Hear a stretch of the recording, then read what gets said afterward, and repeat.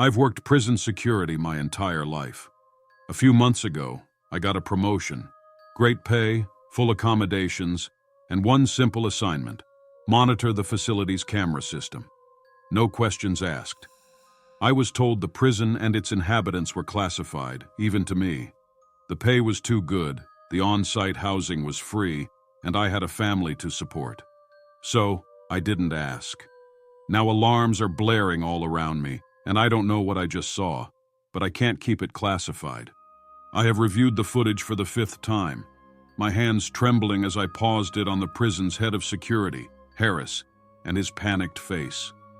The alarms and flashing red lights of the control room filled the screen, disorienting even as a mere observer. Ah, fuck. Harris's voice cracked through the audio feed.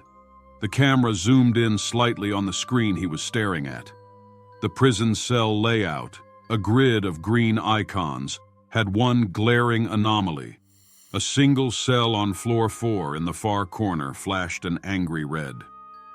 Unauthorized release blinked relentlessly in tandem with the deafening alarms.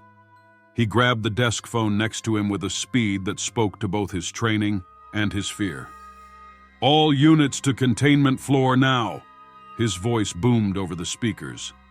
"We have a breach, repeat, we have a breach in cell 4 corner. Code black." Code black. The words reverberated in my mind. The first in the facility's history. Harris didn't have time to dwell on the weight of it, and neither did I. I fast-forwarded the footage, watching guards scramble into action, weapons drawn, their postures rigid with tension. The control room camera shook slightly as Harris grabbed his rifle, slammed in a fresh magazine, and chambered around. He was preparing to join them when gunfire erupted through the audio feed. I rewound and replayed that moment, trying to pinpoint the exact second the chaos began. The reinforced glass gave me a clear view of the containment wing as muzzle flashes illuminated the hallway below. I could see the flash of gunfire, but not the target. As fast as it began, it was over. Harris's movements faltered. His battle-hardened composure cracked as a low, guttural noise filtered through the intercom, something between a growl and a laugh. I shivered, even behind my screen. Harris stepped out of the control room, entering the pitch-black hallway. The rotating red lights painted his shadow in a macabre dance across the walls. Guards rushed past him, forming a defensive line, their voices barely audible over the alarms. "With you, sir! What are your orders?" one shouted. I watched Harris take a breath, his hand tightening on his rifle. "Safety's off! Shoot to kill!" His voice carried a forced confidence, but the trembling of his fingers told a different story. They moved forward, deeper into the containment wing. I switched to another camera angle, tracking their progress. The cells lining the walls seemed to come alive with the sounds of screaming, laughing, and pounding as the other prisoners reacted to whatever had been unleashed. They rounded the corner, and my breath hitched. The camera captured the massive steel-reinforced door to cell 4 corner, now twisted and dangling from a single hinge. A jagged gash split its surface, revealing the core beneath. One of the guards whispered, "What in the fuck could do that?" I'd asked myself the same question. Harris stepped forward, slipping on something. The camera zoomed in on the dark puddle beneath his boots. He crouched, touched it, then brought his fingers to his nose. Even without being there, I could almost smell the metallic tang of blood as Harris recoiled. He activated his flashlight, aiming it into the cell. The beam revealed carnage that made me pause the video, bile rising in my throat. Blood coated the walls, limbs and chunks of flesh strewn across the floor. The stench of iron seemed to seep through the screen.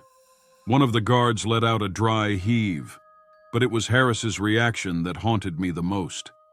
He gagged, visibly shaken, his usual stoic demeanor cracking at the scene around him. The footage jumped as he spun, rifle aimed at a hand taking a weak grip on his ankle. One of his men lay on the floor, torso intact, but legs gone, intestines strung along the floor behind him. The man's voice crackled through the audio. "Behind! You!" Harris turned, the other guards following his lead. The camera angle shifted to capture what they saw. My blood ran cold. A child, or something resembling one. It clung to the wall like an arachnid, limbs contorted, black eyes hollow and lifeless.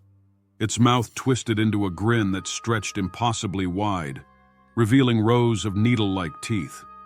I froze the frame, staring at the monstrous visage. It didn't move until Harris did, his voice a choked whisper. "What in the The creature screeched, the sound shrill and inhuman, before lunging. The room erupted into chaos. The guards opened fire, their muzzle flashes briefly illuminating the scene. Screams filled the audio feed, cutting off one by one until only static and the distant wail of alarms remained. The camera feed from the hallway flickered. When it stabilized, the scene was eerily quiet. Blood dripped from the walls and pooled on the floor. Then came the sound, a slow, deliberate scrape. Thud, scrape, thud. The creature emerged, dragging Harris's lifeless body behind it. His blood painted a crimson trail on the cold steel floor like a signature written of gore. It approached the far wall, where a sealed door stood. I rewound and played that segment repeatedly, unable to look away as the creature raised Harris by his matted hair. His head lolled, and a weak cough escaped his lips, blood splattering the wall. He was still alive. The door scanner activated with a mechanical ping, a red laser trying to scan his face. Harris's final cry sent shivers down my spine. "No," he said as he tried to keep his eyes sealed tightly. Jagged fingers slithered along his forehead and curled under his eyelids, prying them open, forcing the scanner to accept his retina. Blood and tears flowed down his face as he screamed. The door unlocked with a hiss of decompressed air, large locks unlatching with a clang. The creature discarded Harris with a sickening thud, his head colliding with the wall. I had to stop the footage as his skull gave way, blood and brain spraying the lens. But I forced myself to finish it. The last moments showed the creature crawling through the now open door, slick with gore, leaving behind a facility drowning in silence and death. Its demented form slowly morphing into that of an innocent child. I sat back, the weight of what I'd seen pressing down on me. My hands hovered over the keyboard, unsure of what to type or who to send this to. There were no protocols for this, no contingency plans for whatever it was. All I could think was, it's free. It looks like a child. It is out there amongst all of us. This is my only warning to you all. I will get thrown in prison for posting this, but it doesn't matter. I'll be safer in there than free with that thing out there. God save us all. If you enjoyed this bone-chilling tale, don't forget to like, comment, and subscribe to Haunted Chronicles for more terrifying stories that will keep you up at night. Share this video with your bravest friends, if they dare, and let us know in the comments. Have you ever encountered a shadowy figure? Turn on the notification bell so you never miss a new upload. Until next time, stay safe. And remember, the shadows are always watching.